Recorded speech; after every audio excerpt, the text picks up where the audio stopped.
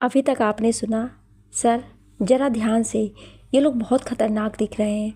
अगर आपको हम में से किसी की ज़रूरत पड़े तो एक कॉल कर दीजिएगा। एक सिपाही अमन से बोला था।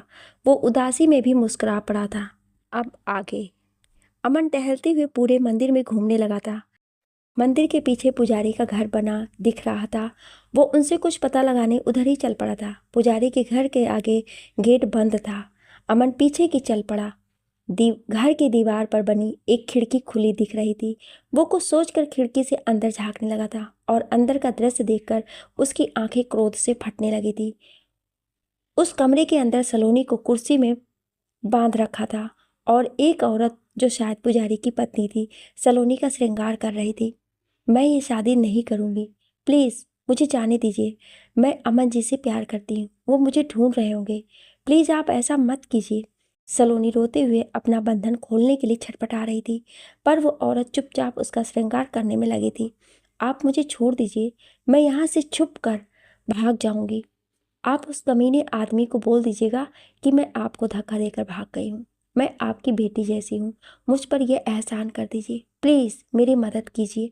सलोनी के मुंह से अपने लिए प्यार का इकरार सुनकर अमन को लगा मानो वो तपते रेगिस्तान से पेड़ों की छांव में आ बैठा हो। उसे इश्क के पानी का दरिया मिल गया था। सलोनी के मुंह से अपने प्यार का इजहार सुनने के लिए उसके कान तरस गए थे। उसकी पलकों में ढेर सारा आंसू जमा होने लगा था। मुझे इस दिन का कितनी बेसब्री से इंतजार था सलोनी, पर आज तुमने इजहार किया भी तो कितनी बुरी हालत में। वो अपने बहते आंसुओं को पोंछने लगा था। बस कुछ घड़ी और तुम रो लो सलोनी, फिर तुम मेरी बनोगी।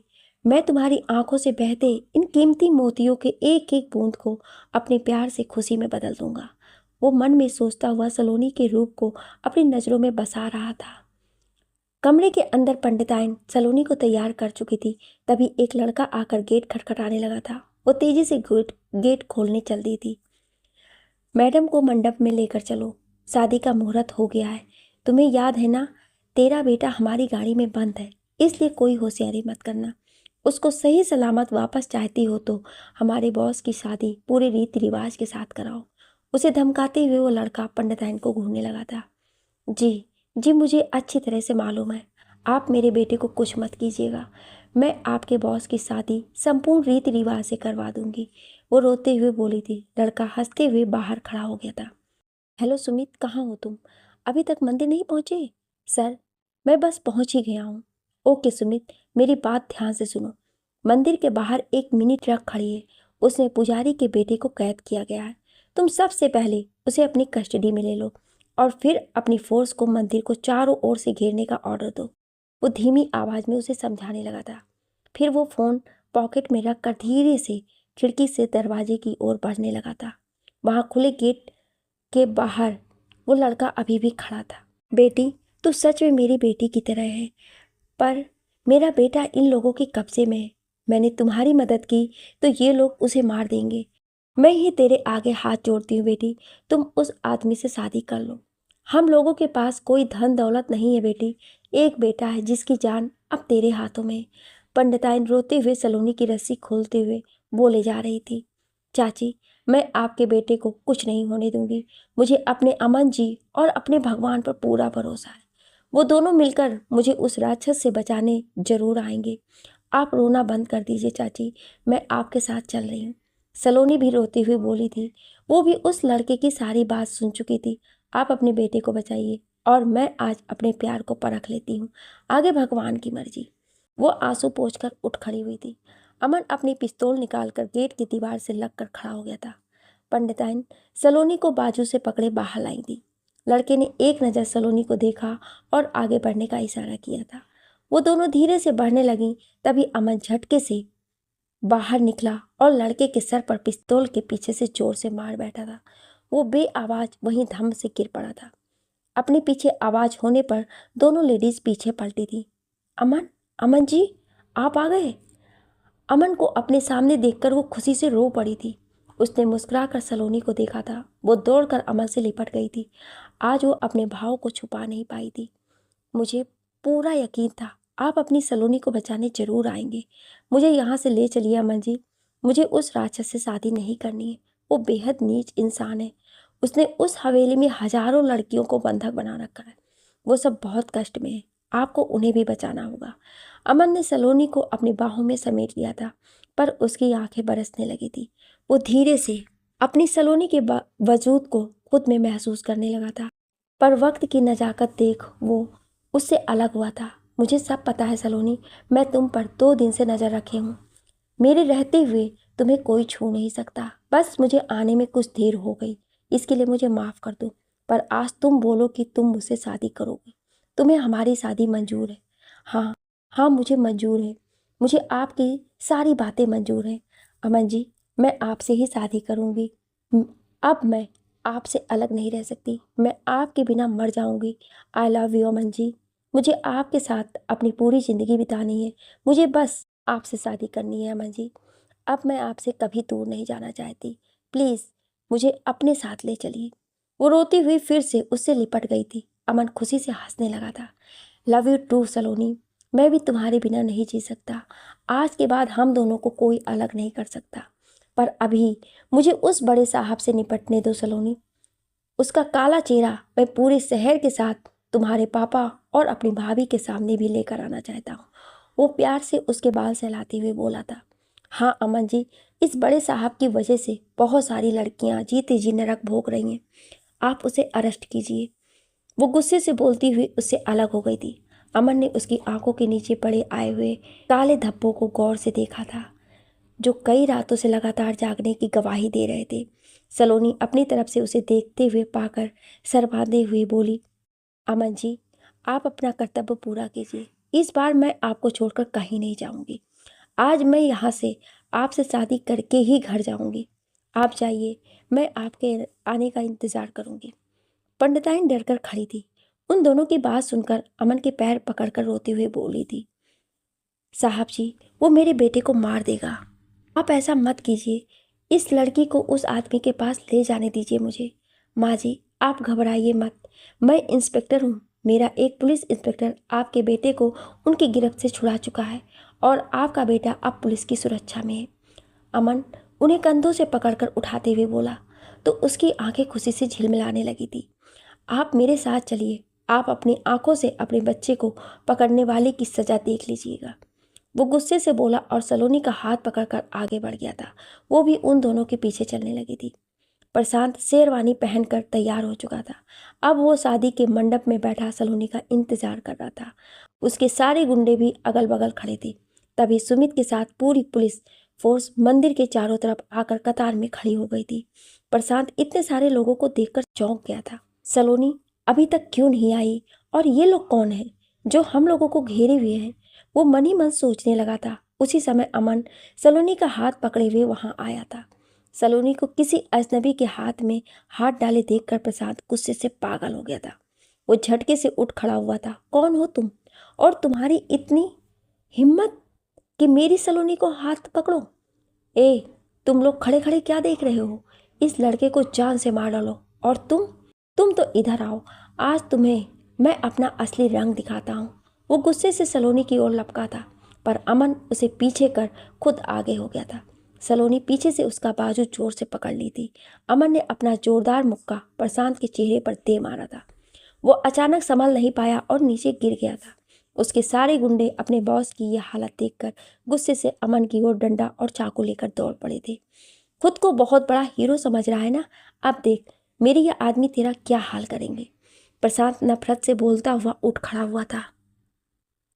उसके गुंडों ने उन दोनों को चारों तरफ से घेर लिया था। वो सब कुछ करते उससे पहले सुमित ने हवाई फायरिंग किया था। वो सब चौंक कर मंदिर से खड़े आदमियों को देखने लगे थे, पर अमन मुस्कुरा पड़ा था। पंडिताइन डर से मंडप से उठकर किनारे खड़े पंडित जी के पास जाकर खड़ी हो गई थी। वो डर से थरथर कांपने लगी थी। तुम लोगों में से कोई भी एक कदम आगे मत बढ़ाना। तुम लोगों को पुलिस ने चारों ओर से घेर लिया है। सब अपने कदम पीछे ले लो, वरना ये फायरिंग तुम लोगों के सीने पर भी हो सकती है। सुमित नीचे से चिल्लाकर ऊपर आने लगा। अब सारे गुंडे एक एक पीछे होने लगे थे। बहुत अच्छे, अब सब अपने अपने हथियार नीचे रखो और पीछे मुड़ो। अब अमन भी अपनी पिस्तौल निकाल चुका था। प्रशांत चौंक गया था। और तुम, मिस्टर प्रशांत सिंह, इस शहर के सबसे दौलतमंद और प्रतिष्ठित इंसान निरंजन सिंह के इकलौते सुपुत्र, तुमने अनगिनत मासूम लड़कियों का जीवन बर्बाद कर दिया है। उन मासूमों की जिंदगी से खिलवाड़ करने के जुर्म में तुम्हें फांसी से कम सजा नहीं होगी, और ये सजा मैं तुम्हें दिलवा कर रहूंगा। तुम मेरा कुछ नहीं बिगाड़ सकते लड़के। तुम जानते नहीं मैं क्या चीज हूँ। तुम्हें मेरे खिलाफ एक भी सबूत नहीं मिलेगा, फिर तुम किस आधार पर मुझे सजा दिलवाओगे? वो ठहाके लगाते हुए बोला था। तुम्हारी याददाश्त ठीक है ना? तुम्हें रमाबाई, रानी, पुष्पा, रेखा ये सब तो याद है ना?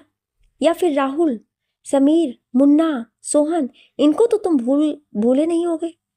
सुमित मंदिर के ऊपर आ चुका था और मजाक भरे स्वर में बोलता हुआ उसके पास आया था। ये सारे लोग अभी हमारे पुलिस स्टेशन की शोभा बढ़ा रहे हैं। जिस सुंदर सी इमारत में तुम्हारी अय्यासी का अड्डा चलता था वो अभी पुलिस छावनी में तब्दील हो चुका है। तो तुम लोग पुलिस हो? मुझ पर हाथ डालने का अंजाम बहुत बुरा होगा लड़के, वो अमन को घूरता हुआ बोला था, जिसके बेहद पास सलोनी खड़ी थी। अमन ने मुस्कुराकर सलोनी का हाथ थाम लिया था।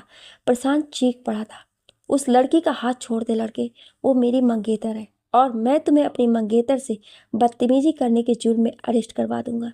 ए लड़के, लड़के क्या लगा रखा है? मैं इस शहर का सीनियर इंस्पेक्टर अमन सिंह हूँ। तुमने सलोनी को अपनी मंगेतर कहा है ना? अगर तुम्हें इस शब्द का थोड़ा भी एहसास होता तो तुम शर्म से कब का हमारे सामने सरेंडर कर चुके होते और सलोनी से अपनी गलती के लिए माफ़ी मांग चुके होते। पर नहीं, तुम्हें तो अपने पापा के पैसों की गर्मी चढ़ी हुई है। मैं तेरी ये सारी हेकड़ी पुलिस स्टेशन में निकाल दूंगा। वो गुस्से से आगे बढ़ा और प्रशांत के सर पर पिस्तौल लगा कर बोला था, एक बात और कान खोल कर सुन ले घटिया इंसान। सलोनी तेरी मंगेतर अपने पापा की वजह से बनी है, पर ये मेरी भाभी की बहन है और हम दोनों एक दूसरे से बहुत प्यार करते हैं। तुमने मेरी सलोनी के साथ जबरदस्ती शादी करनी चाहिए है ना? इसकी सज़ा तो मैं तुम्हें फांसी पर लटका कर दिलाऊंगा ही। पर अभी तो तुम हमारे साथ पुलिस स्टेशन चलो। वहाँ शहर की मीडिया तुम्हारा बेसब्री से इंतजार कर रही है। आखिर शहर के बीचों बीच इतनी निडरता से जिस फरोशी का धंधा चलाने वाले सरदार का चेहरा देखना सबका हक बनता है। ये तुम ठीक नहीं कर रहे हो इंस्पेक्टर। तुम्हें जितना पैसा चाहिए मुझसे ले लो और यही सारा मामला रफा दफा करो। वो गुर्राया था, पर अमन ने हंसकर उसकी बात को इग्नोर किया और एक सिपाही को इशारे से कुछ लाने को बोला था। ये रहा सर, ये बच्चा उस ट्रक के पीछे मुंह बांधकर छुपाया गया था। बिल्कुल भी कोई शर्म तुम्हें छूकर नहीं गुजरी है। इतने छोटे बच्चे को कसाईयों की तरह बंद करवा दिया था। अमन गुस्से से सिपाही की गोद में 8 साल के बच्चे को देख कर बोला था। खैर, तुम जैसे इंसान को अगर शर्म छूकर गुजरी होती तो अपने नेक पिता के नाम पर ये उठाईगिरी का धंधा नहीं करवाते। ये लीजिए पंडित जी आपका बेटा, और अगली बार से डर कर कुछ गलत काम मत कीजिएगा। मौका निकाल कर पुलिस को फ़ोन कीजिएगा, वो आकर सब कुछ संभालेगी। वो हंसकर बोला तो सिपाही ने बच्चे को अपनी गोद से उतार दिया था। वो बेचारा डर से उन दोनों गुंडों की तरफ देख रहा था जिसने उसे पकड़ा था। मेरा राजा, आ जा बेटा, मेरे गले लग जा। पंडिताइन रोते हुए खुद ही अपने बेटे के पास आ गई थी। तो ठीक है ना मेरे बच्चे? साहब जी, आपका बहुत बहुत धन्यवाद। आपने मेरे बच्चे के साथ मेरे पति को भी ये ज़बरदस्ती की शादी करवाने से होने वाले पाप से बचा लिया है। हाँ साहब, हम इस मंदिर के पुजारी हैं। हमेशा धर्म कर्म की बात करते हैं, पर जब अपने इकलौते बच्चे पर संकट आई तो सब कुछ भूल बैठे।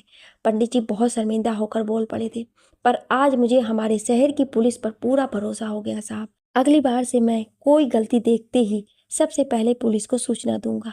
साहब जी, आप चाहो तो मैं अभी आपकी और मैडम की शादी करा देता हूँ, फिर ये नीच इंसान चाह कर भी कुछ नहीं कर पाएगा। प्रशांत तिलमिला उठा था। वो गुस्से से पंडित को घूरने लगा था, पर अमन मुस्कुरा कर बोला, नहीं पंडित जी, हम दोनों अपने घर वालों के मानने के बाद ही शादी करेंगे। अभी तो इसे जरा पुलिस स्टेशन की सैर पर ले जाना है। आप लोग अपना ध्यान रखिए और बच्चे को खाना खिलाकर सुला दीजिए। वो सोकर उठेगा तो उसका डर कम हो जाएगा। वो बोलने के बाद प्रशांत को धकेलते हुए सीढ़ियों से बाहर ले जाने लगा था। सलोनी पीछे ही थी। सुमित तो सलोनी और अमन की सच्चाई जानकर हैरानी के साथ खुश भी हो गया था। अमन भले सीनियर इंस्पेक्टर था, पर सुमित और उसकी बहुत गहरी दोस्ती थी। सब कुछ ठीक हो जाए तब आपको बताता हूँ मैं सर। आपने इतनी बड़ी बात मुझसे छुपा कर क्यों रखी, ये जाने बिना छोड़ूंगा नहीं। और भाभी साहिबा, आपसे तो मैं अपनी फरमाइशी खाना बनवाऊंगा तब जाकर जान छोड़ूंगा। वो मन ही मन हंसा था, फिर बोल ही पड़ा था, सर आप तो बड़े छुपे रुस्तम निकले, यहाँ से चलकर आपकी अच्छी खबर लूँगा मैं। अमन खुलकर हंस पड़ा था और सलोनी शर्म से अपना सर नीचे झुकाकर चलने लगी थी। अपने लिए भाभी शब्द सुनकर उसकी आंखों में अनोखे सपने सजने लगे थे। मंदिर के बाहर पुलिस की लगी गाड़ी में सारे गुंडे भरे जा चुके थे। सुमित ने गुंडों को मिनी ट्रक को भी पुलिस स्टेशन ले जाने के लिए सिपाही को बोल दिया था। अमन ने सलोनी को अपनी जीप में बैठने को कहा और प्रशांत को पुलिस गाड़ी की ओर ले जाने लगा था। वो सलोनी को देखते हुए चल रहा था। इसी बात का फायदा प्रशांत ने उठाया और अमन को जोर से धक्का दे दिया। वो अचानक हमले से संभल नहीं पाया और लड़खड़ाकर गिर गया। प्रशांत जल्दी से अमन की जीप में बैठा और गाड़ी स्टार्ट करने लगा था। प्रशांत रुक जाओ, वो चिल्लाकर उसे रोकने की कोशिश करने लगा था, पर उसने खिड़की से अमन को अंगूठा दिखाया और हंसकर गाड़ी भगा ले गया। 10 सिपाही को छोड़कर आप सभी सारे गुंडों के साथ पुलिस स्टेशन जाइए। सुमित के साथ 5 सिपाही और मेरे साथ 5 सिपाही गाड़ी में बैठो, चलो जल्दी करो। वो दौड़कर खुद एक जीप में बैठ गया था। उसके साथ ही 5 जवान सिपाही बैठ गए थे। वो तेजी से जीप मंदिर से बाहर भागने लगा था। सुमित के साथ बाकी सिपाही भी पीछे ही आ रहे थे। प्रशांत ने सब कुछ इतना तेजी में किया कि सलोनी कुछ समझ ही नहीं पाई थी। जब उसे अमन के बदले प्रशांत ड्राइविंग सीट पर दिखा तो वो डर से कांपने लगी थी। फिर जल्दी से वो अपनी सीट का गेट खोलने की कोशिश करने लगी थी। तुम बेकार की कोशिश कर रही हो जाने मन, ये गेट नहीं खुलने वाला। अब कोई तुम्हें मुझसे छुड़ाने नहीं आने वाला। आज तो तुम मेरी बनकर रहोगी, चाहे जैसे भी हो। तुम्हारा वो इंस्पेक्टर आशिक खुद को बड़ा 30 मार खां समझ रहा था ना, उसके बकवास भाषण से मेरा दिमाग सुलगने लगा था। अब देखता हूँ वो तुम्हें कैसे बचाता है। तुम्हारी सारी हिम्मत और अकड़ आज मैं चूर चूर कर दूंगा सलोनी। आज के बाद तुम कहीं मुंह दिखाने के काबिल नहीं रहोगी। वो बेहद नफरत से बोलता हुआ उसे बीच बीच में घूरता जा रहा था। सलोनी अपने हाथों से चेहरे को ढक कर रोने लगी थी। अमन ने प्रशांत की गाड़ी को देख लिया था। उसने थाने में फोन करके हर मोड़ पर नाकेबंदी करने को बोलकर सलोनी की फोटो भी भेज दिया था, ताकि वो सब उसे पहचान कर प्रशांत को कहीं भागने ना दे। सड़क पर 2-3 जगह नाकेबंदी देखकर प्रशांत समझ गया कि यह अमन की चाल है। वो जीप घुमाकर जंगलों की ओर चल पड़ा था, पर अमन ने उसका पीछा नहीं छोड़ा था। जंगल का अंतिम छोर खत्म होने के बाद गहरी खाई थी। ये बात अमन और प्रशांत भी जानते थे, पर सलोनी को ये नहीं पता था। वो जीप अचानक से रोक कर नीचे उतरा था। अब मेरे पास भागने का कोई रास्ता नहीं बचा है। मैं तुम्हारी हालत ऐसी कर दूंगा कि तू उस इंस्पेक्टर के आगे जाने लायक नहीं रहेगी। उसकी तरफ का गेट खोलकर उसने सलोनी को बाहर खींचा था। वहीं जंगल में वो उसके साथ जबरदस्ती करने की कोशिश करने लगा था। सलोनी जोर जोर से चिल्लाती खाई की तरफ भागने लगी थी। उसी समय अमन भी वहां पहुंच गया था। वो दौड़कर खाली जीप के पास गया था, पर गाड़ी में किसी को नहीं पाकर चिल्ला पड़ा, सलोनी कहाँ हो तुम? मैं यहाँ हूँ अमन जी, मेरे पास आइए। बदहवास खाई के किनारे खड़ी सलोनी अमन की आवाज़ सुनकर रोती हुई उसे पुकारने लगी थी, पर इसी गलती से प्रशांत ने उसे पकड़ लिया था। मुझसे भागकर कहाँ जाओगी सलोनी? जो चीज़ मेरी है मैं उस पर किसी को हक नहीं जताने देना। अब या तो तुम मेरी बनोगी या इस खाई में मेरे साथ कूदकर अपनी जान दोगी। वो पागलों की तरह उसे अपनी बाहों में कसकर पकड़ चुका था। अमन के साथ सुमित और सारे सिपाही वहां पहुंच चुके थे। छोड़ो मुझे, नीच इंसान, दूर रहो मुझसे। अमन जी, मुझे बचा लीजिए।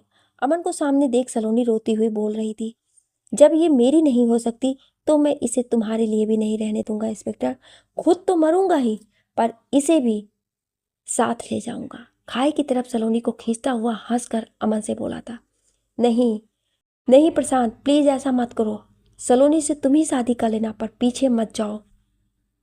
देखो मैं तुम्हें हर सजा से बचा लूंगा। खुद से सलोनी की शादी तुमसे करा दूंगा, पर प्लीज तुम रुक जाओ, पीछे मत जाओ प्रशांत, पीछे खाई है। अमन सलोनी की जान की खातिर उसे गिड़गिड़ाते हुए बोलने लगा था। सलोनी रोते हुए प्रशांत से खुद को छुड़ाने की कोशिश कर रही थी। उसने बहुत मजबूती से पकड़ा था। प्रशांत अमन के गिड़गिड़ाने पर ठहाके लगाकर हंसने लगा था। मुझे तुम्हारी किसी बात पर यकीन नहीं है इंस्पेक्टर। वैसे भी अब मुझे सलोनी को पाने से ज़्यादा मारने का दिल कर रहा है। ये चीज़ ही ऐसी है जिसके बिना ना तुम रह सकते हो और ना मैं, इसलिए मैं इसे अपने साथ ले जाता हूँ। तुम मुझे जिंदा नहीं पकड़ पाओगे। अब मेरी लाश को पकड़ना और अपनी महबूबा की लाश पर रोते हुए मेडल ले लेना।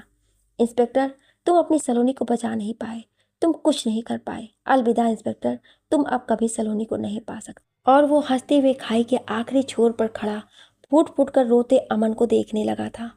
सुमित की ओर से प्रशांत का ध्यान हटा हुआ था। वो तो अमन को हरा देने के नशे में चूर था। जब वो अलविदा कहकर कूदने ही वाला था कि सुमित ने उसके सीने का निशाना लेकर फायरिंग कर दिया था।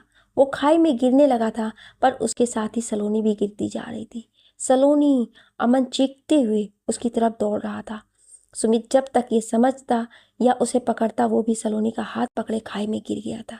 चारों तरफ शांति छा गई थी। कहीं से कोई इंसानी आवाज़ नहीं आ रही थी, पर इस शांति में सुमित अपना सर नोचते हुए चीख रहा था। उसे सिपाहियों ने कसकर पकड़ा हुआ था। सर, सलोनी, अपने दोस्त जैसे ऑफिसर की मौत उससे बर्दाश्त नहीं हो रही थी। एक सिपाही ने कमिश्नर साहब को फ़ोन कर दिया था। कुछ ही देर में कमिश्नर साहब के साथ निर्मल जी और नेहा भी वहां पहुंच गए थे। वो सारी स्थिति जानकर खाई में झांकने लगे थे, पर नीचे बिल्कुल शांति पसरी थी। वो अपनी कैप उतारकर सुमित के कंधे पर हाथ रख दिए थे। नेहा वहीं बैठकर जोर जोर से रोने लगी और निर्मल जी भी रोते हुए खाई के किनारे जाकर नीचे झांक कर देखने लगे थे। सर, सर जल्दी आइए, सलोनी और अमन यहाँ है। निर्मल जी खुशी से चीख पड़े थे। सुमित तो हवा से भी तेज उड़कर वहां जा पहुंचा था। उस खाई की गहराइयों से थोड़ा ऊपर उगे पेड़ों की डालियों पर दोनों बेहोश होकर लटके थे। कमिश्नर साहब तुरंत फोन करके बचाव टीम को वहां बुलाया था। अब नेहा और निर्मल जी खुशी से उन दोनों को आवाज देने लगे थे। सलोनी डर से बेहोश हो गई थी। वो अपने नाम की गूंज सुनकर धीरे धीरे होश में आने लगी थी। अमन ने बेहोशी में भी उसका हाथ कसकर पकड़ा हुआ था। वो अपने दूसरे हाथ से अमन को हिलाने की कोशिश करने लगी थी, पर उसकी नज़र खाई के नीचे चली गई थी। वो डर कर जोर से चिल्ला पड़ी थी। खाई के ऊपर से नेहा ने उसे आवाज़ लगाया था, सलोनी घबरा मत, तुम दोनों ठीक हो, अभी बचाव टीम आ रही है, तुम दोनों जल्दी हमारे पास होगे, अभी शांत रहो और अमन को धीरे से होश में लाने की कोशिश करो। नेहा प्यार से उसे चिल्लाकर समझाने लगी थी। सलोनी को अपनी दीदी की बात पर राहत मिली थी। वो हौले से मुस्कुराकर अमन को हिलाने लगी थी। अमन जी होश में आइए, देखिए आपकी सलोनी आपके पास है, आंखें खोलिए ना अमन जी। वो बोलते हुए रोने लगी थी क्योंकि अमन कोई रिस्पॉन्स नहीं दे रहा था। आप मुझे अकेला मत छोड़िए अमन जी, मुझे आपकी ज़रूरत है, प्लीज़ अपनी आंखें खोलिए। उसके नज़दीक होकर सलोनी उसके चेहरे पर अपना चेहरा रखकर रोने लगी थी। अमन की बेहोशी सलोनी के आंसुओं से टूटने लगी थी। वो अपने चेहरे पर सलोनी को देखकर रोने लगा था। तुम ठीक हो ना सलोनी, तुम्हें चोट तो नहीं आई ना? मैं ठीक हूँ अमन जी, पर हम दोनों खाई के बीच में अटके हैं, अब ऊपर कैसे जाएंगे? वो डर कर बोली थी। अमन ने खुद के आसपास निगाह घुमाकर स्थिति देखने के बाद सलोनी को अपनी बाहों में कसकर पकड़ लिया और उसके गालों को चूमते हुए बोला, मैं हूं ना सलोनी, तुम्हारा अमन, मैं तुम्हें लेकर ऊपर जाऊंगा। तुम्हें मुझसे छीनकर कोई नहीं ले जा सकता है सलोनी, तुम मेरी हो, सिर्फ मेरी। आई लव यू जान, love you so much. Love you too Aman ji, मैं भी आपसे बहुत प्यार करती हूँ। आपको देखे अब मैं एक पल भी नहीं जी सकती हूँ। प्लीज़ मुझे छोड़कर मत जाइएगा। सर, आप दोनों लैला मजनू बने हैं, हम भी यहीं ऊपर हैं, हमें सब दिख रहा है, आप लोग प्लीज़ खुद को कंट्रोल कीजिए। खुशी से अपने आंसू पोंछकर सुमित चिल्लाकर ऊपर से बोला था। अमन की नज़र ऊपर गई तो सुमित के साथ नेहा, निर्मल जी, कमिश्नर साहब और ढेर सारे सिपाही उन्हें नजर आए थे। वो हंस पड़ा था। हाँ हाँ देख लो बेटा, ऊपर आकर तुझे दिखाता हूँ मैं। कमिश्नर साहब भी अपने सीनियर और बेहद कड़क ऑफिसर का ये रूप देखकर मुस्कुरा पड़े थे। अमन को कुछ हो जाता तो ये पुलिस विभाग के लिए बेहद दुख की बात होती, पर कुछ घायल होकर वो जिंदा थे, ये देखकर सब बहुत खुश थे, वरना उसने जो कदम उठाया था वो उसे मौत के दरवाजे पर ही ले जाकर रुकने वाली थी। कुछ देर बाद बचाव टीम आ गई थी। उस टीम के दो लोगों ने नीचे उतरकर बारी बारी उन दोनों को रस्सी से बांधकर ऊपर ले आया गया। नेहा सलोनी को पकड़कर रोने लगी थी। निर्मल जी आगे बढ़कर अमन को सीने से लगा लिए थे। बेटे, सलोनी को बचाकर तुमने मुझ पर बहुत बड़ा एहसान किया है, मैं तुम्हारा जीवन भर ऋणी रहूँगा। चाचा जी ऐसा मत बोलिए, सलोनी को मैंने वादा किया था कि जब भी वो मुसीबत में होगी मैं उसे बचाने जरूर आऊँगा। मैंने बस अपना वादा निभाया है। उसके दोनों कंधों पर गहरा चीरा लगा हुआ था, फिर भी वो मुस्कुराता बोल रहा था, चाचा जी आपसे एक विनती है, मुझे अब सलोनी से अलग मत कीजिएगा, मैं उसके बिना नहीं जी पाऊँगा, मुझे एक मौका दीजिए, मैं माँ को मनाकर उनके साथ सलोनी का हाथ मांगने आऊँगा। आप पुरानी बातों को भूल जाइए चाचा जी, मुझे सलोनी से अलग मत कीजिए। कमिश्नर साहब भी अमन और निर्मल जी की बात सुन रहे थे। वो उनकी चुप्पी देखकर उनके पास खड़े हो गए थे। निर्मल जी, आपको अपनी बेटी के लिए अमन जैसा लड़का कहीं नहीं मिलेगा। मैं आप लोगों की पारिवारिक कोई बातें नहीं जानता, पर इस केस पर अमन ने जितनी कठिनाइयों का सामना किया है, उससे अमन का आपकी बेटी के प्रति प्यार और समर्पण का भाव दिखता है। आप खुद सोचिए निर्मल जी, अगर आज अमन सलोनी के पीछे खाई में नहीं कूदता तो आपकी बेटी आज जीवित यहाँ खड़ी नहीं होती।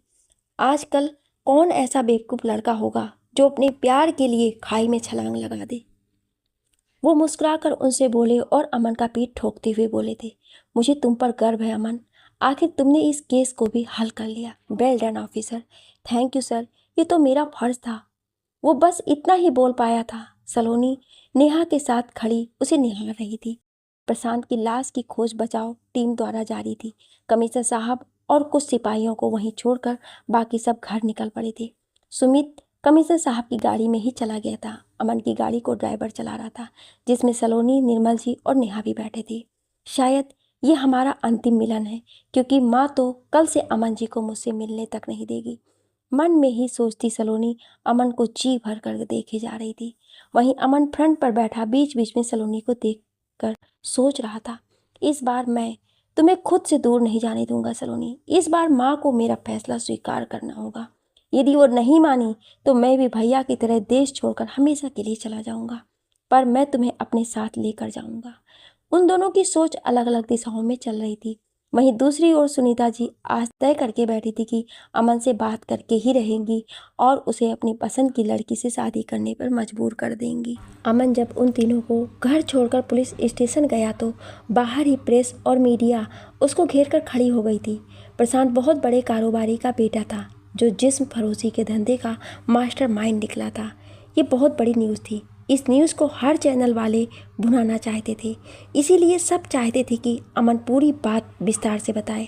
कमिश्नर साहब और सुमित पुलिस स्टेशन में अमन के आने की प्रतीक्षा कर रहे थे। तभी उन्हें बाहर से शोर की आवाज़ आने लगी थी। वो कुछ पुलिस वालों को लेकर बाहर निकले थे। उन्हें अमन रिपोर्टर से घिरा दिखाई दिया था। वो तेज़ी से अमन के पास आकर सबको शांत होने को बोलने लगे थे। सर हमें प्रशांत सिंह के जिस्म फरोशी के धंधे में शामिल होने से लेकर उसके मौत तक की बात जाननी है। आप हमें सारी बात बता दीजिए, हम चले जाएंगे।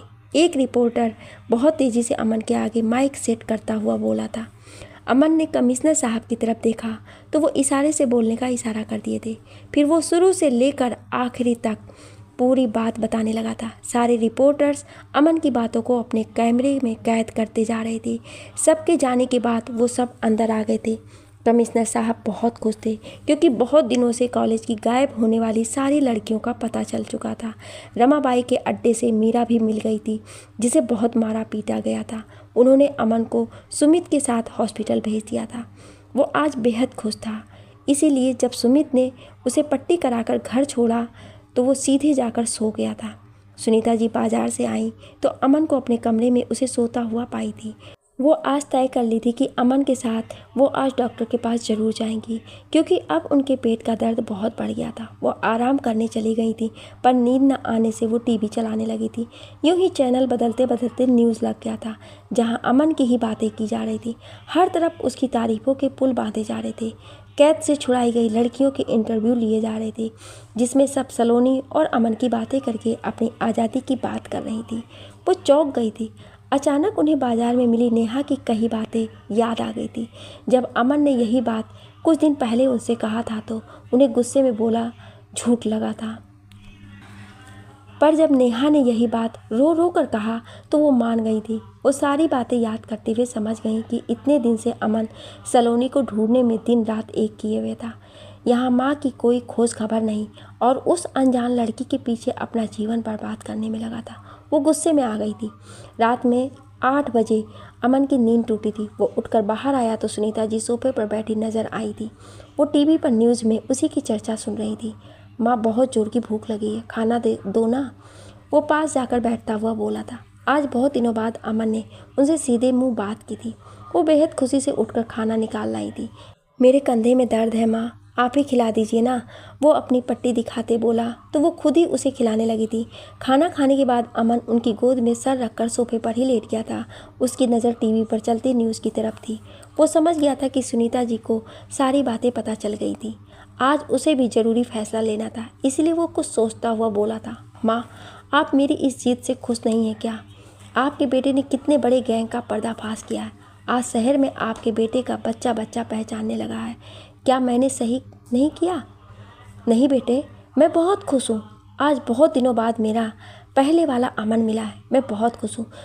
तूने बहुत ही अच्छा काम किया बेटा। मासूम बच्चियों की ज़िंदगी को नर्क से बाहर लाकर उसके अड्डे को नष्ट करके तुमने बहुत अच्छा काम किया।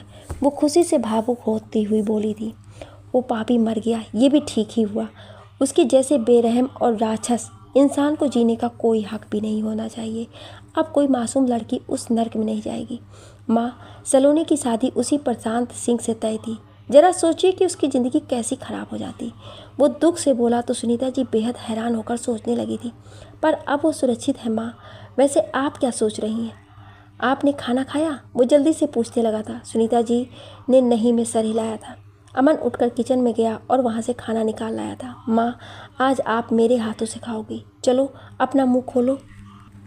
वो निवाले बनाकर उनको खिलाने लगा था। उनकी आंखें भर आई थी। खाना खिलाने के बाद अमन सुनीता जी का हाथ पकड़कर सोफे पर लिटाते हुए उनका पैर दबाने लगा था। माँ, आपको याद है ना, बचपन में जब मुझे कुछ लेना होता था तो मैं आपके पैरों को दबा दबा कर अपनी बात मनवा लेता था। वो हंस पड़ी थी। हाँ बेटा, वो दिन कैसे भूल सकती हूँ मैं, सब याद है मुझे। माँ, मुझे आज भी कुछ चाहिए जो मेरी ज़िंदगी के लिए बेहद ज़रूरी है। मुझे सलोनी चाहिए माँ। वो मुझे नहीं मिली तो मैं जी नहीं पाऊँगा। मैं बहुत टूट चुका हूँ। खुद को अंदर से बहुत बुरा और बदकिस्मत समझने लगा हूँ। मुझे घर के बाहर ढेरों लोग चाहते हैं, पर आप मुझे क्यों नहीं खुश देखना चाहती हैं? प्लीज़ मुझे बिखरने से बचा लीजिए ना माँ। अपने बेटे को उसकी खुशियाँ वापस कर दीजिए। मुझे सलोनी का साथ दिला दीजिए माँ। अब आपका बेटा उसके बिना मर जाएगा। ज़ोर ज़ोर से रोते हुए बोलने लगा था। सुनीता जी उसकी बात सुनकर वहाँ से जाने का सोच रही थी, पर उसे फूट फूट कर रोता देखकर उनका कलेजा तड़प उठा था। वो उसे अपने गले से लगाकर बोली थी, मत रो बेटा, तू रोएगा तो फिर मुझे कौन देखेगा? मेरी तबीयत बहुत ख़राब है। तू ही तो है अब मेरे पास जो मेरा सहारा है। राघव तो मुझसे मुंह मोड़कर चला गया है। माँ, मैंने सोच लिया है, अब अगर सलोनी मुझे नहीं मिली तो मैं भी ये नौकरी, शहर और देश छोड़कर चला जाऊँगा। मैं अपनी आखिरी उम्मीद लेकर आपसे सलोनी को मांग रहा हूँ। माँ, आपने मुझे बचपन में बहुत सारे खिलौने दिए थे, पर अब मुझे ज़िंदगी में एक जीते जागते साथी की ज़रूरत है। आप मुझे वो साथी दिलाएंगी ना माँ? अपनी बहती आंखों से वो बहुत उम्मीद से उनकी ओर देख रहा था। सुनीता जी अमन के रोने पर बेचैन हो रही थी। आखिर वो उनके कलेजे का टुकड़ा था। सलोनी बहुत अच्छी लड़की है माँ। मेरे एक्सीडेंट में उसकी कोई गलती नहीं थी।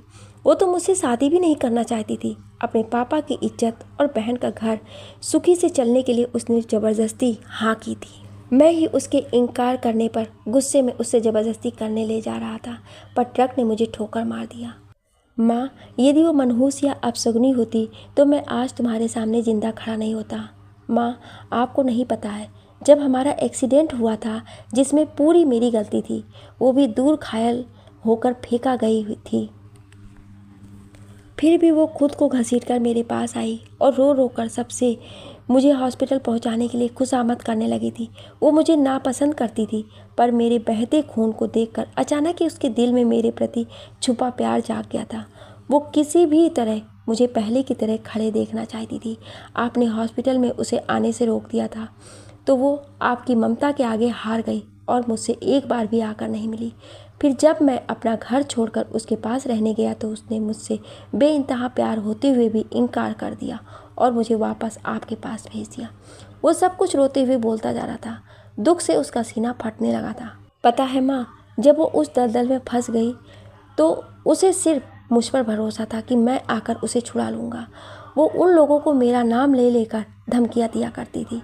सुनीता जी को इतनी बातें पता नहीं थी। वो अमन की बातों को ध्यान से सुन रही थी। उनके मन में बहुत बातें चलने लगी थी। सच में मैं अंधविश्वासी हो गई थी। जिस सलोनी को मैंने खुद ही हाथ फैलाकर भाई साहब से मांगा था, उसे इतना बेइज्जत करके ठुकरा दिया। सलोनी ने मेरी खातिर बहुत आंसू बहाए हैं। फिर नेहा पर भी मैंने बहुत अत्याचार किया है। वो बेचारी तो यहाँ से जाना भी नहीं चाहती थी, पर मैं पत्थर दिल बनी राघव को एक बार रोकने की कोशिश भी नहीं कर पा सकी थी। मेरा बेटा मेरे नफ़रत से हार गया और अपनी माँ बनने वाली पत्नी को छोड़कर चला गया। पर अब ऐसा नहीं होगा। अपने बेटे की खुशी के लिए मैं सलोनी को अपनी बहू बनाऊंगी। निर्मल भाई साहब से हाथ जोड़कर माफ़ी मांग लूँगी। वो रोते हुए बोलने लगी थी। अमन मुझे माफ़ कर दे बेटा, मैंने तुम दोनों भाइयों को बहुत रुलाया है, पर अब नहीं मेरे बच्चे, मैं सलोनी की शादी तुमसे ही करवाऊंगी। अपनी बड़ी बहू और पोते पोतियों को भी अपने घर लेकर आऊँगी। तू अपने भैया का पता लगा बेटा, मैं उससे भी माफ़ी मांग लूँगी। अपने हाथों से अमन का आंसू पोंछती हुई वो बोली थी। आज वो वाकई में उन्हें खुद की गलती का एहसास हुआ था। वो पछतावे की आग में सुलगने लगी थी। मेरे अंधविश्वास और नफरत के कारण हमारा हंसता खेलता घर बिखर गया था। आज मेरा राघव अपना घर परिवार देश नौकरी सब छोड़कर विदेश में भटक रहा है और मैं अपनी नफरत की जिद में अड़ कर बैठी रही। वो फूट फूट कर रोने लगी थी। माँ, आपको माफ़ी मांगने की ज़रूरत नहीं है, आप मान गई, यही मेरे और हमारे परिवार की खुशियों के लिए बहुत बड़ी बात है। आप भैया की चिंता मत कीजिए माँ, मैं बहुत जल्दी आपके बड़े बेटे को वापस लेकर आऊँगा। वो खुशी से उन्हें अपनी बाजुओं से भर चुका था। चल बेटे, अब हम लोगों को बहुत सारा काम करना है, अभी सो जाते हैं, सुबह मुझे तेरे ससुर जी से जाकर माफ़ी मांगनी है। वह आंसू पोंछकर बोली तो अमन भी मुस्कुराकर हाँ में सिर हिलाता हुआ उठ खड़ा हुआ था। सलोनी बेटा, मुझसे गलती हो गई, मुझे प्रशांत की सच्चाई के बारे में बिल्कुल भी जानकारी नहीं थी। निर्मल जी बहुत शर्मिंदा थे। अमन ने उन सबको घर छोड़ा तो नेहा ने सलोनी को फ्रेश करा के जूस पिला दिया था। वो बेड पर लेटते ही सो गई थी। कई दिन बाद वो अपनों के बीच में थी, इसीलिए वो बेफिक्र शाम ढले तक सो रही थी। फिर कॉलेज से उसके प्रिंसिपल और प्रोफेसर सब मिलने चले आए थे। नीलू तो कितनी ही देर उससे गले लगकर रोती रही थी। अभी रात में वो सब खाने पे बैठे थे और निर्मल जी अपने गलत फैसले की जल्दबाजी पर अफसोस से बोले थे। पापा, आप तो बेकार में अफसोस कर रहे हैं, अगर आपको उसकी असलियत पता होती तो क्या आप मेरी मंगनी उससे कर देते?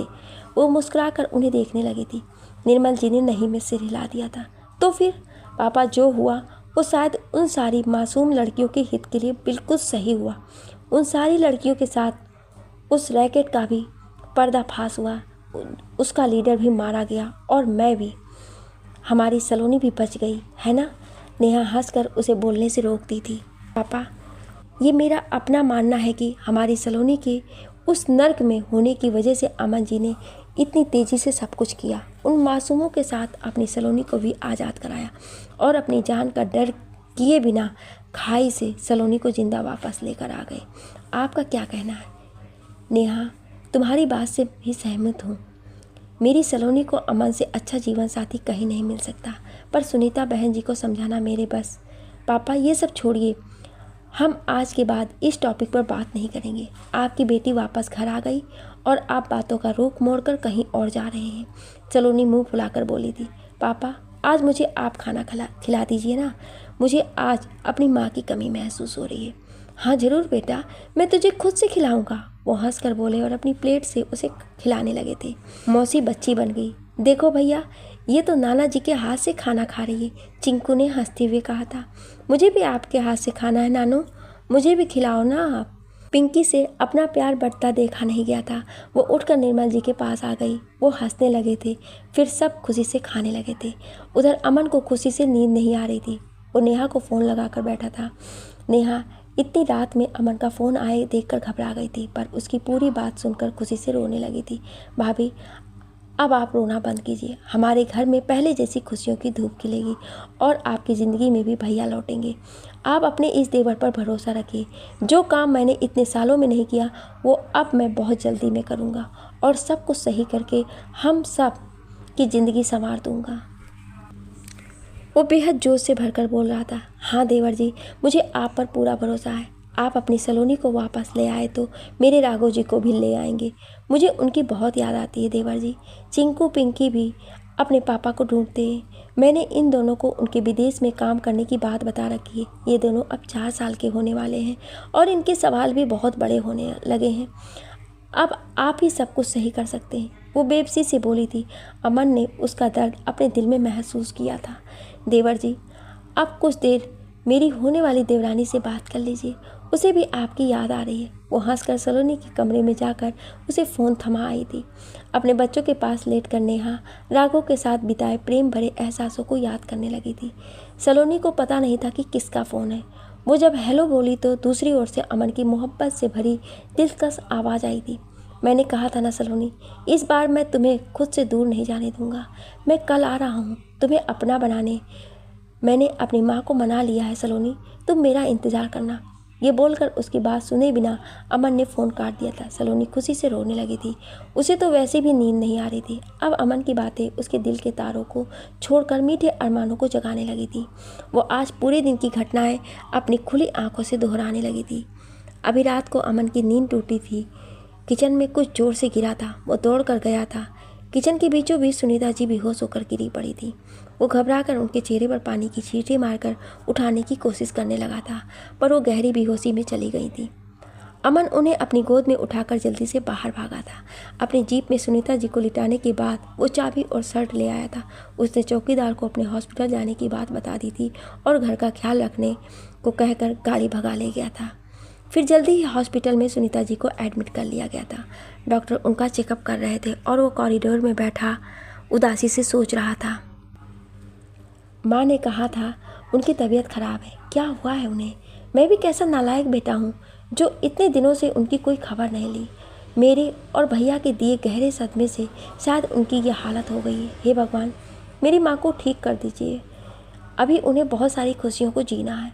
वो सोचते हुए वहीं पर सो गया था। सुबह अमन की नींद नेहा के फ़ोन से टूटी थी। वो ये जानना चाहती थी कि वो और माँ जी कब तक उसके घर आएंगी।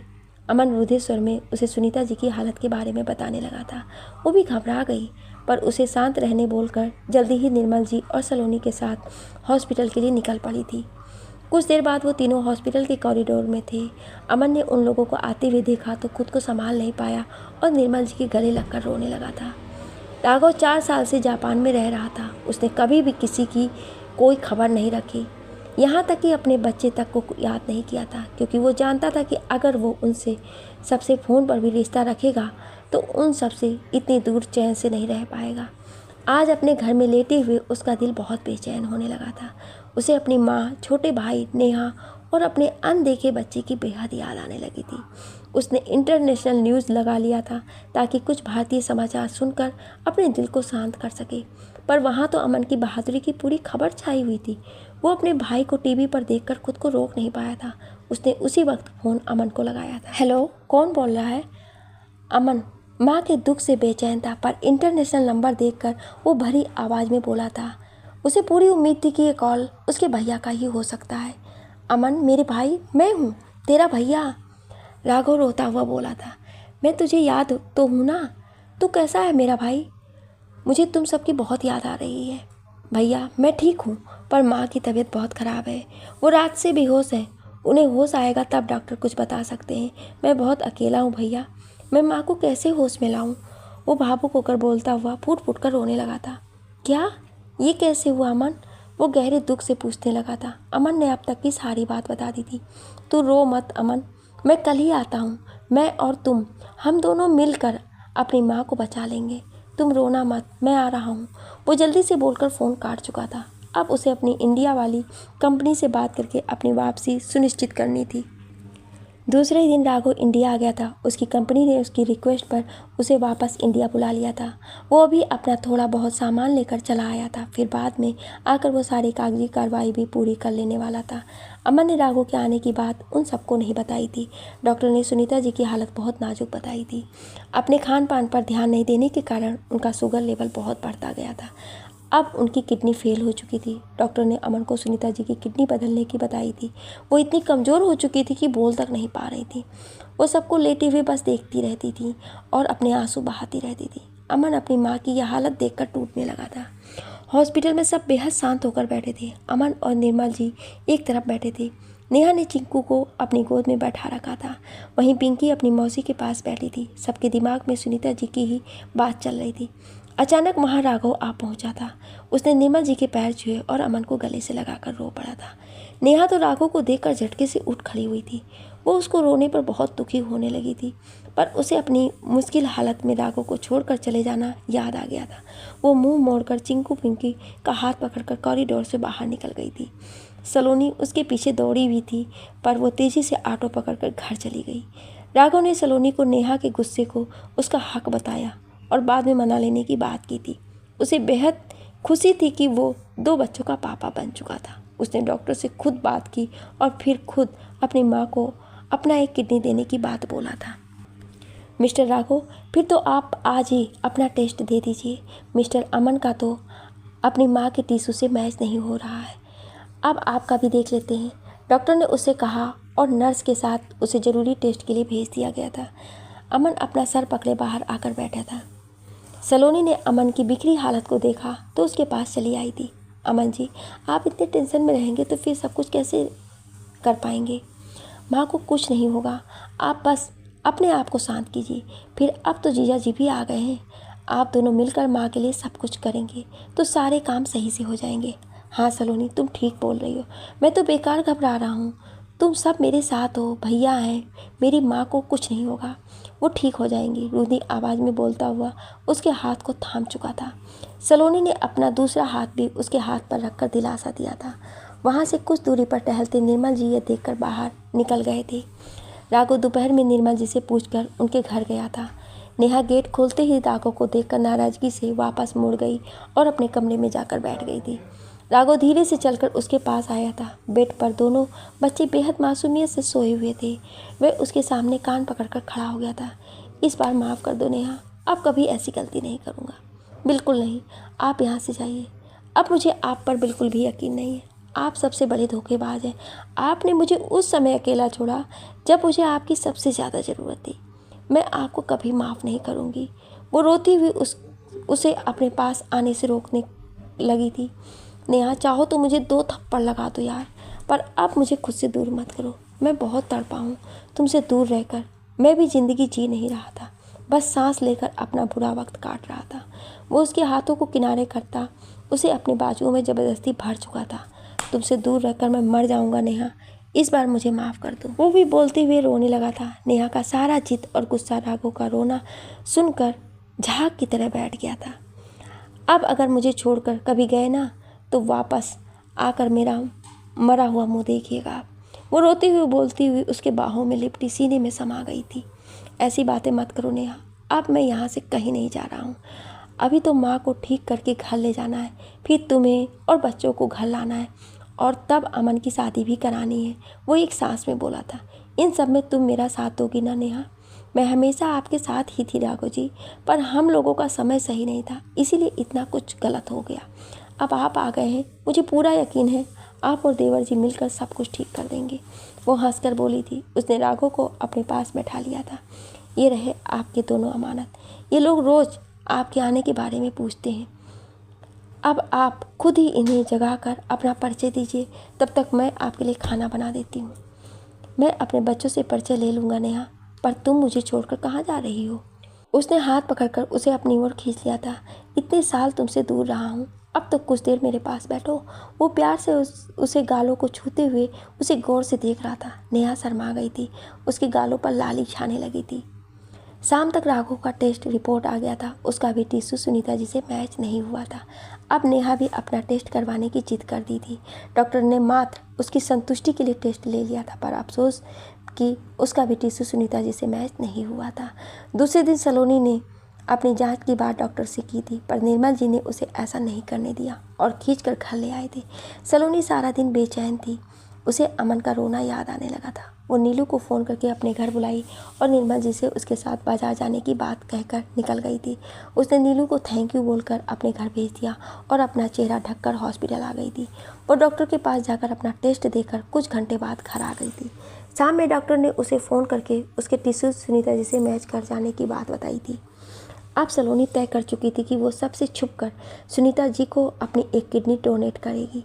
वो डॉक्टर से फ़ोन पर ही सारी जानकारी लेने लगी थी। उसने डॉक्टर को अपना नाम छुपाकर किडनी ट्रांसप्लांट करने की तैयारी करने को बोल दिया था। सलोनी एक बार फिर नीलू से मदद मांगने के लिए बात करने लगी थी। उसने सलोनी का फैसला सुनकर बहुत समझाया था, पर वो अपनी जिद पर अड़ चुकी थी। नीलू उसकी जिद से हार कर निर्मल जी के पास आई थी। सर, मैं अपनी दीदी के साथ मनाली जा रही हूँ, क्या मैं सलोनी को अपने साथ ले जा सकती हूँ? वो घबराते हुए निर्मल जी से पूछ रही थी। वाह, मनाली, ये तो बहुत सुंदर जगह है, मुझे भी घूमने की बहुत इच्छा है। सलोनी हलवा बनाकर ले आई थी। उन दोनों को प्लेट पकड़ाते हुए वो खुशी से बोलने लगी थी। पापा, मुझे जाने दीजिए ना, नीलू की दीदी साथ में रहेगी तो कुछ नहीं होगा और फिर मैं इस बार कोई गलती नहीं करूँगी। प्लीज़ पापा, मुझे जाने दीजिए ना। वो बच्चों की तरह मचलने लगी थी। निर्मल जी पिछली घूमने की घटना से बहुत डरे हुए थे, पर सलोनी की किडनी जांच कराने की बात सुनकर उसे यहाँ से दूर भेजने के लिए सही मौका जानकर हाँ कर दिए थे। सलोनी खुशी से उनके गले लग गई थी। नेहा ज़्यादातर हॉस्पिटल में ही रहती थी, इसलिए यहाँ सलोनी को कोई रोक टोक करने वाला कोई नहीं था। दूसरे दिन सलोनी अपना बैग पैक करके नीलू के घर आ गई थी। सलोनी अपना सामान उसे थमाकर खुद चेहरा ढककर फिर से हॉस्पिटल आ गई थी। उसे डॉक्टर से मिलकर कुछ ज़रूरी बातें करनी थी। सलोनी को कॉरिडोर में अमन उदास होकर कुर्सी पर बैठा दिखा था। अमन जी, मैं आपको ऐसा टूटा हुआ नहीं देख सकती। आपने जो उपकार मुझे प्रशांत के चंगुल से निकाल कर और मेरी जान बचाकर किया है, उसी का कर्ज मैं माँ की जान बचाकर उतारने जा रही हूँ। वो मन में सोचती हुई डॉक्टर के केबिन में चली गई थी। मिस सलोनी, आपने सोच समझकर फैसला लिया है ना? ऐसा ना हो कि आपके पापा मुझ पर कुछ एक्शन ले लें।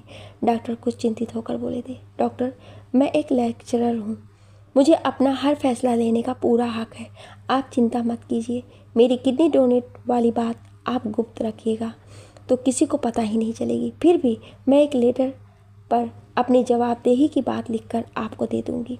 वो अपने अटल फैसले के साथ डॉक्टर को निश्चिंत करते हुए बोली थी।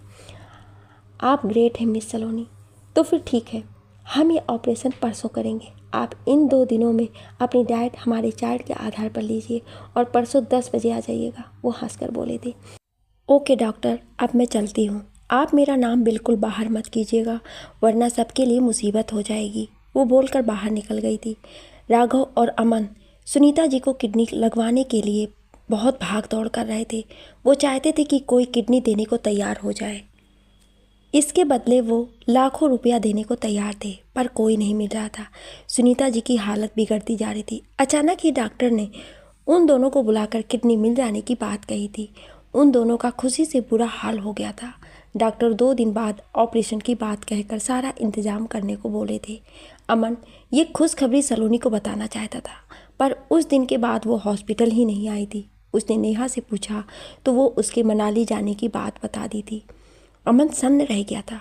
यहाँ वो इतने दर्द में था और उसकी सलोनी उसे छोड़कर घूमने चली गई है। इस बात पर वो यकीन नहीं कर सका था, पर जब निर्मल जी ने उसी बात को दोहराया तो वो सर पकड़कर बैठा रह गया था। उनसे सलोनी को फ़ोन लगाकर पूछना चाहा था, पर उसने फ़ोन ही रिसीव नहीं किया था। अमन के दिल पर यह दूसरी बार आघात हुआ था, पर इस बार कोई झूठ नहीं था। उसके सामने सारी बातें पानी की तरह साफ चमक रही थी। वो रो दिया था। आज सुनीता जी का किडनी ट्रांसप्लांट होना था। सलोनी ऑपरेशन थिएटर में जा चुकी थी। उसका ऑपरेशन कर सुनीता जी को किडनी ट्रांसप्लांट कर दिया गया था। हॉस्पिटल में सब थे, पर सलोनी ने एक फ़ोन तक करके अमन या नेहा को सुनीता जी की तबीयत के बारे में नहीं पूछा था। अमन को बहुत अचरज हुआ था कि सलोनी ऐसी तो नहीं है, पर ऐसा कर क्यों रही है। उसने अपने एक सीक्रेट खबरी को सलोनी की पूरी जानकारी पता करने को लगा दिया था। उधर सलोनी के होश आने पर नीलू उसे लेने आई थी। वो उसे हॉस्पिटल के पीछे वाले दरवाजे से निकालकर एम्बुलेंस से अपने घर ले गई थी। कुछ दिनों के बाद सुनीता जी स्वस्थ होकर अपने घर आ गई थी। वो अपने दोनों बेटों को पास पाकर बहुत खुश थी। उन्होंने निर्मल जी को फ़ोन पर बात करके अपने व्यवहार के लिए बहुत माफ़ी मांगी और नेहा को उसके घर भेज देने को कहा था। निर्मल जी तो अपनी बेटी की खुशियां ही चाहते थे। वो राघव के आने पर नेहा को खुशी खुशी विदा कर दिए थे। सलोनी भी 20 दिनों बाद नीलू के घर से वापस आ गई थी। उसने आते ही नेहा को फ़ोन करके सुनीता जी के बारे में जानना चाहा था, पर नेहा सलोनी से बहुत नाराज़ थी। उसने नेहा का फ़ोन भी नहीं उठाया था। सलोनी रो कर रह गई थी। रविवार का दिन था। सलोनी निर्मल जी के साथ अमन के घर आई थी। अमन गेट खोलने आया तो उन दोनों को देखकर चौंक गया था। उसने निर्मल जी को प्रणाम किया था। उनके पीछे खड़ी सलोनी को देखकर उसे बिल्कुल अच्छा नहीं लगा था। वो अपनी नज़रें फेरकर निर्मल जी को अंदर चलने को बोला था। सलोनी अमन को छुपकर देखने लगी थी, पर वो उसे इग्नोर करते किसी से फ़ोन पर बात करते हुए बाहर चला गया था। सलोनी सुनीता जी से मिलकर उनका हालचाल पूछने के बाद नेहा के कमरे में जाकर चिंकू पिंकू को गोद में लेकर प्यार करने लगी थी। वो दोनों भी अपनी मौसी से लिपटकर अपनी बातें सुनाने लगे थे। तुम्हारे नहीं आने या माँ की खबर नहीं लेने से भी मेरी माँ ठीक है। तुम क्यों आई हो? नेहा कमरे में आती गुस्से से बोली थी। दीदी ऐसा मत बोलो ना, मैं पापा से हमेशा उनके बारे में पूछती थी। वो जल्दी से बोली थी। उसका गला भर आया था। झूठ मत बोलो सलोनी, मुझे सब पता है। तुम्हारे इस बदले रूप ने मुझे बेहद चकित कर दिया है। तुम्हें लगा कि माँ से बदला लेने का यही सही तरीका है और उन्हें दुख पहुँचाने के लिए तुम यहाँ से निकलकर मनाली घूमने चली गई। मैंने तुमसे इस तरह के व्यवहार की उम्मीद नहीं की थी। गुस्से से बोलती हुई वो किचन में चली गई थी। सुनीता जी निर्मल जी से बातचीत करने लगी थी। वो उनका हालचाल पूछने लगे थे। राघव भी वहीं बैठा था। सुनीता जी निर्मल जी से सलोनी और अमन की शादी की बात तय करने को बोली थी। वो अमन और सलोनी के रिश्ते के लिए तैयार थी, पर उनके चेहरे पर कोई खुशी नहीं दिख रही थी। वो जब ठीक हुई थी तो नेहा से सलोनी के बारे में पूछने लगी थी। नेहा ने उन्हें सलोनी के मनाली चले जाने की बात बता दी थी, जिससे वो उन्हें बहुत दुख हुआ था। फिर भी वो अमन की खुशी की खातिर ये शादी करने के लिए तैयार थी। राघव के चेहरे पर भी कोई खास खुशी नहीं दिख रही थी। वो चुप होकर बैठा हुआ था। नेहा चाय लाते हुए अमन सलोनी के रिश्ते की बात सुन चुकी थी। वो राघव को इशारे से इस रिश्ते से मना करने के लिए बोली थी। उसी समय सलोनी पिंकी को गोद में लिए आई थी। नेहा ने गुस्से से भरकर उसे घूरा और सबको चाय देने लगी थी। सलोनी दुख से मुस्कुराकर पिंकी को अपने पापा की गोद में देकर सुनीता जी के पास जाकर बैठ गई थी। माँ, मुझे आप लोगों से कुछ कहना है। वो कुछ देर चुप होकर सबको देखने के बाद अपना सर झुकाए बोली थी। आप मेरी दीदी की सासू माँ हैं। जितना वो आपको अपना माँ समझती है, उतनी ही मैं भी आपको अपनी माँ मानती हूँ। आप मेरे लिए हमेशा मेरी माँ बनकर रहेंगी। हमारा रिश्ता कभी ख़त्म नहीं होगा। पर माँ, मैं अमन जी से शादी नहीं कर सकती हूँ। आप अमन जी की तरफ से भी निश्चिंत रहिए, वो भी मुझसे शादी नहीं करेंगे। बेहद दुख से वो हौले से बोली थी। फिर सब पर एक नज़र डालकर बोली, अब मैं आप लोगों से हाथ जोड़कर कहती हूँ कि आप लोग अमन जी और मेरी शादी की बात मत कीजिए। हमारे रास्ते हमेशा से अलग थे, हैं और रहेंगे। बोलती हुई वो उठकर बाहर निकलने लगी थी, पर नेहा से अब उसका ये स्वार्थीपन बर्दाश्त के बाहर होने लगा था। उसने सलोनी का हाथ खींचकर अपनी तरफ घुमाया और एक थप्पड़ खींचकर लगा दिया था। तुम वास्तव में बहुत ही मतलबी और स्वार्थी लड़की हो सलोनी। अमन जी ने अपनी जान पर खेलकर तुम्हें बचाया और आज तुम उन्हें ठुकरा रही हो। तुम मेरी बहन हो, पर मुझे अफसोस है कि इतने दिन मैं तुम्हें पहचान नहीं पाई। अरे तुम क्या अमन जी को छोड़ोगी? हम लोग खुद ही तुम्हारी शादी उससे नहीं करेंगे। तुम्हारा असली रूप देखकर अब हमारी आंखें खुल चुकी हैं। मेरे अमन जी के लिए तुमसे लाख गुना सुंदर लड़कियां मिल जाएंगी। वो गुस्से से बोलती हुई उसे धकेल दी थी। सलोनी दीवार से टकराते हुए बची थी। फिर वो निर्मल जी के पास जाकर बोली थी, पापा, यदि आपको बुरा लगा तो मुझे माफ़ कर दीजिए, पर मैं अब सलोनी को अमन जी की ज़िंदगी बर्बाद नहीं करने दूंगी। उसने माँ की खराब हालत को देखते हुए भी मनाली घूमने का प्लान बनाया और एक बार भी उनकी कोई खबर नहीं ली। ये इसके मन के स्वार्थीपन की हद को दिखाता है। मैं इसको अपने घर की सदस्य नहीं बनाने दूंगी। निर्मल जी कुछ नहीं बोल पाए थे। वो एक नज़र सुनीता जी और राघव पर डालकर उठ गए थे। उन्होंने हाथ जोड़कर सुनीता जी को प्रणाम किया और दुख से अपने आंसू को रोके खड़ी सलोनी का हाथ थामकर अपने घर के लिए निकल गए। वो दोनों घर से निकलने ही वाले थे कि अमन एक आदमी को लेकर मुस्कुराता मेन गेट से अंदर आया था। चाचा जी, आप लोग इतनी देर से बात कर रहे थे, अब कुछ देर मुझसे भी बातें कीजिए। आप दोनों अंदर चलिए, मुझे आपसे बहुत बातें करनी है। बेटा, हमारी सारी बातें ख़त्म हो चुकी हैं, अब करने के लिए कुछ नहीं है, हमें जाने दीजिए। वो बेहद उदासी से बोले थे। अपनी एक बेटी का अपमान अपनी ही बड़ी बहन से होता देखकर वो बहुत दुखी हुए थे। चाचा जी प्लीज़, आपको मेरी बात माननी होगी। आइए अंदर चलिए। वो निर्मल जी का हाथ पकड़े अंदर लाने लगा था। सलोनी वहीं सर झुकाए खड़ी थी। सलोनी, अंदर आ जाओ, मेरी बात सुने बिना तुम लोग यहाँ से बाहर नहीं निकल सकते हो। और वो अंदर चला गया था। मजबूरी में वो भी वापस अंदर चल दी थी। देवर जी, आप फिर इन सबको ले आए? नेहा गुस्से से उन सबको लाउंज में आते देख कर बोली थी। आपको सब कुछ पता है, फिर भी आप? मेरी प्यारी भाभी जी, आपका ये देवर वाकई में सब कुछ जानता था, पर पता नहीं इस बार असली अपराधी को अपनी नज़रों से कैसे नहीं पहचान पाया। वो मुस्कुराते हुए नेहा का हाथ पकड़कर सुनीता जी के पास बैठा दिया था। भैया, आप भी बैठ जाइए। और सलोनी, तुम क्या हम सबको मारकर भागने वाली हो? अरे बैठ जाओ, वरना थक जाओगी। अभी अभी तो तुमने इतने बड़े काम को इतनी सफाई से अंजाम दिया है। सलोनी अमन की बातों और उसकी प्यार भरी नज़रों से उलझने लगी थी। कुछ देर पहले वो बेहद गुस्से में था, पर अभी उसका लहजा वापस पहले की तरह मीठा हो गया था। अमन ने आगे बढ़कर सलोनी का हाथ थामकर सोफे पर बैठा दिया और खुद भी उसके पास बैठ गया था। वहाँ सब बेहद हैरत से अमन के चेहरे पर खिलने वाली मधुर मुस्कान को देखकर उलझते जा रहे थे। अमन के साथ एक आदमी जो आया था वो भी अमन के पास दूसरे साइड बैठ गया था। हाँ, तो आप सब परेशान ना हो, मैं सीधे मुद्दे की बात पर ही आ जाता हूँ। आप लोगों को और मुझे अब सलोनी अच्छी नहीं लगती। ये हम सबको स्वार्थी, दुष्ट और मतलबी लड़की लगती है। वो गौर से उसे देखता हुआ बोल रहा था। सलोनी अपनी उंगलियों को आपस में फंसाए खुद की बेइज्जती सहने को तैयार थी। हाँ तो भाई मेरी सीक्रेट खबरीलाल महोदय, अब आप जरा अपनी होशियारी का नमूना सबको दिखाइए ना। वो हंसकर अपने साथ बैठे आदमी से बोला था। उसने तुरंत ही अपने बैग से 4 लिफाफा निकाला और उठकर उन चारों के हाथ पर रखता गया, पर सलोनी को उसने नहीं दिया था। हाँ तो अब आप लोग इस लिफाफे को खोल कर देखिए और सब कुछ तय कीजिए, पर सब जरा अपने दिल को संभाल कर देखिएगा। मैं पहले ही देख चुका हूँ और खुद को बेहद खराब इंसान समझने लगे हूँ। अपने अंतिम शब्दों पर वो जोर देकर बोला। सलोनी अमन के ऐसा बोलने पर बहुत बेचैनी से फोटो देखने को उठी थी, पर अमन ने उसका हाथ पकड़कर अपने पास बैठा लिया था। वो गुस्से से उससे अपना हाथ छुड़ाने लगी थी, पर उसकी मजबूती के आगे बेबस होकर बैठी रह गई। वो लोग फोटो देखने लगे थे, फिर अचानक ही सबके चेहरे सफ़ेद पड़ने लगे थे। नेहा तेजी से उठकर सलोनी को अपनी बाहों में भरकर रो रो कर माफ़ी मांगने लगी थी। सुनीता जी भी उठकर उसे गले लगाकर माफ़ी मांगने लगी थी। निर्मल जी कुछ नाराज़गी से ही पर सलोनी के सर पर प्यार से हाथ फेरने लगे और राघव भी उठकर उससे माफ़ी मांगने लगा था। क्या हो गया है आप लोगों को? गलती मैंने की है और माफ़ी आप लोग मांग रहे हैं? सलोनी नासमझी से बोली थी, पर सब प्यार से मुस्कुराकर उसे देखे जा रहे थे।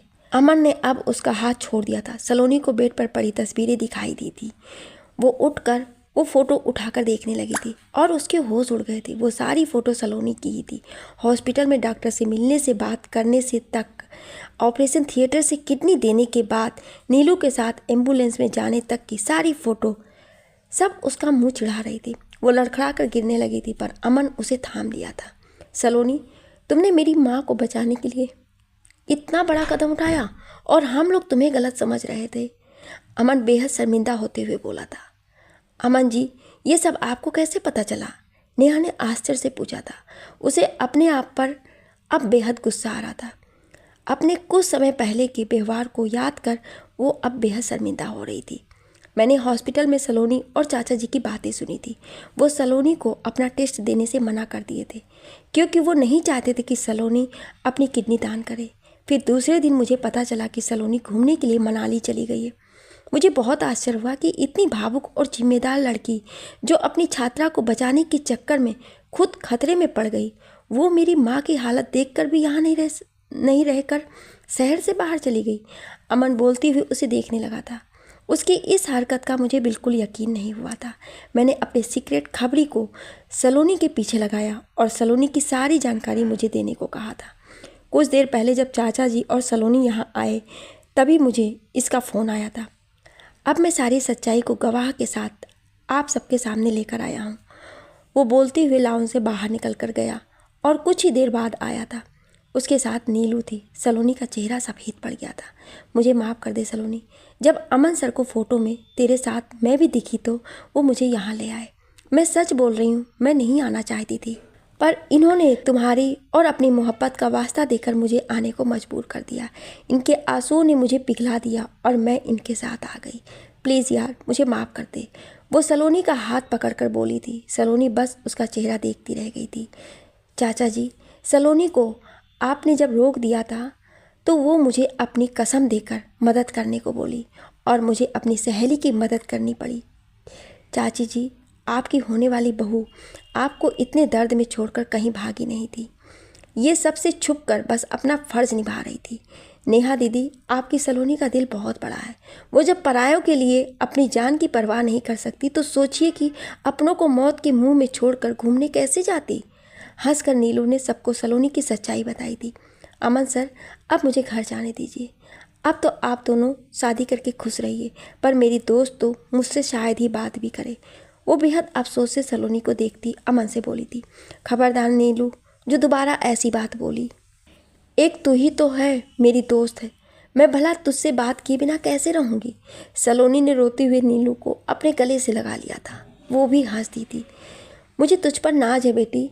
तुमने मेरे मना करने के बाद भी बहन जी को किडनी दान करके बहुत अच्छा किया है। मैं तुम्हारा भला सोचने के चक्कर में स्वार्थी हो गया था, मुझे माफ़ कर दो। आज मुझे बेहद खुशी हो रही है कि मैं तुम्हारा पिता हूँ।